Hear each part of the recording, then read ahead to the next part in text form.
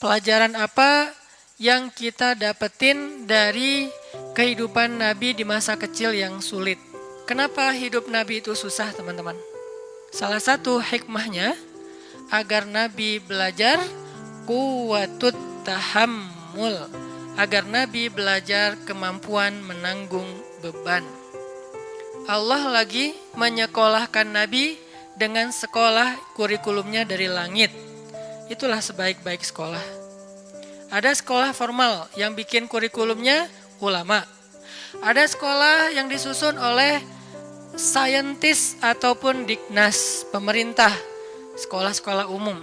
Semuanya baik, tapi ada sekolah yang paling baik dan insya Allah nggak mungkin orang yang sekolah di situ tuh rugi, nggak mungkin. Udah sekolahnya gratis, hasilnya luar biasa, sekolah langit.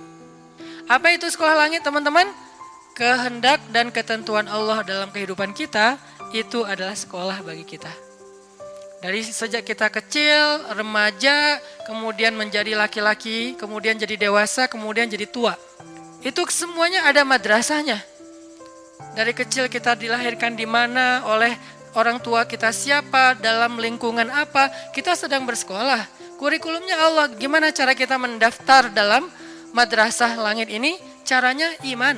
Gak ada uang pendaftaran, gak akan dicoret dan di DO gara-gara gak bayar uang SPP, gak ada ujian nasional, gak ada ujian semester. Ujiannya adalah dalam bentuk kehidupan.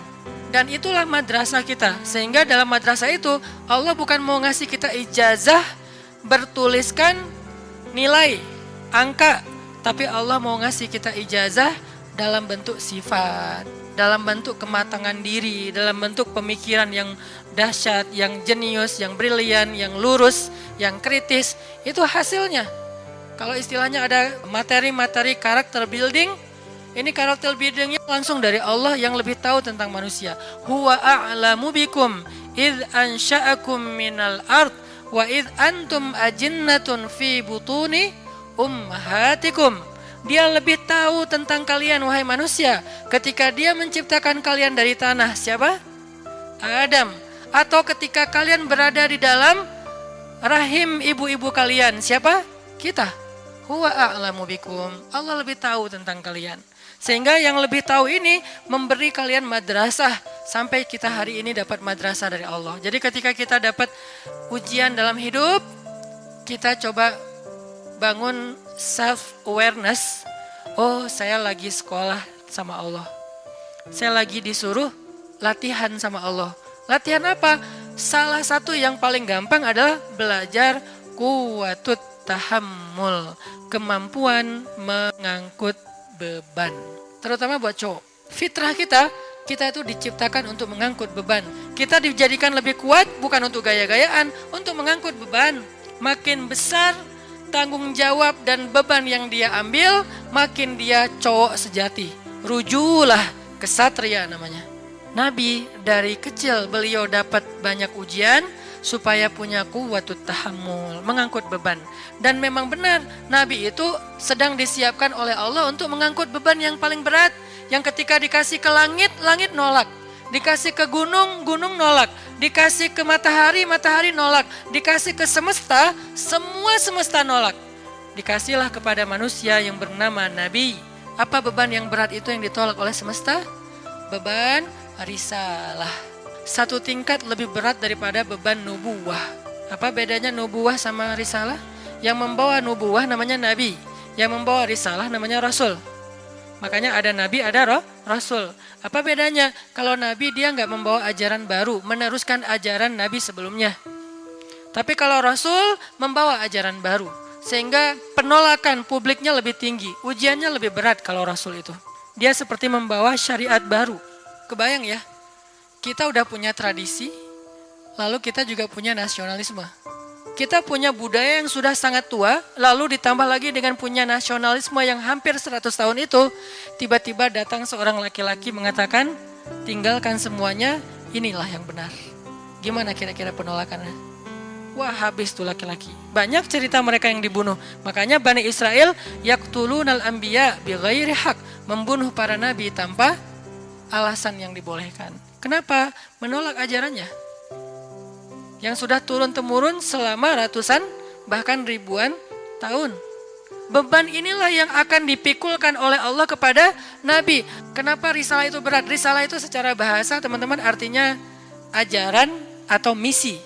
Seorang yang membawa risalah, surat, itu namanya Rasul. Rasul ini bisa bermakna Rasul dari langit, berarti Rasulnya Allah, namanya Rasulullah. Bisa juga Rasulnya bumi, Rasul para raja, utusan para raja yang diutus ke raja yang lain, membawa surat dari raja ini, bisa surat rahasia, bisa surat tentang perang, bisa surat tentang damai segala macam. Resikonya gede nggak tuh jadi utusan? Gede banget resiko jadi utusan. Ini utusan Allah, bukan kepada satu orang, kepada lil alamin, lin nasi kafatan ajmain, kepada banyak manusia. Ini beban yang berat. Malaikat aja nggak sanggup memikul beban risalah.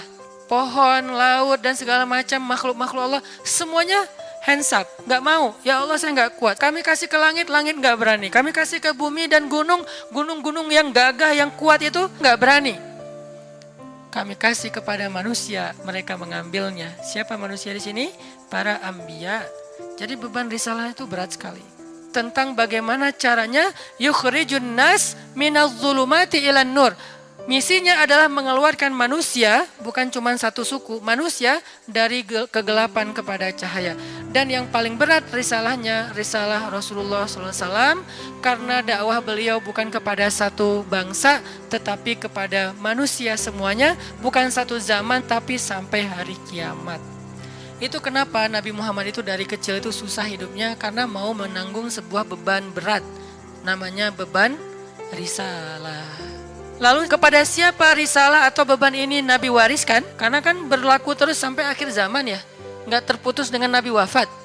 Terus estafet. Kepada siapa Nabi mewariskan tongkat atau beban risalah ini? Al-ulama warasatul anbiya. Para ulama adalah pewarisnya para nabi. Para nabi tidak mewariskan harta dinar dan dirham. Para nabi mewariskan ilmu atau mewariskan agama. Jadi tugas beban yang paling berat ini untuk menanggung beban umat bukan hanya ngajarin. Kalau ngajarin bebannya oke lah ada beban sedikit tapi nggak berat-berat amat jadi pengajar. Yang berat itu adalah risalah menanggung beban umat. Yang lapar harus dikasih makan, yang sakit harus dibantu berobat, yang miskin harus disantuni, anak yatim harus diberikan haknya, janda-janda yang gak punya siapapun yang menafkahinya harus ada program untuk mereka. Banyak, pokoknya semua beban umat dari mulai yang lapar paling kecil sampai korban perang. Itulah beban umat yang diambil oleh Nabi. Gak boleh ada yang terzolimi di muka bumi.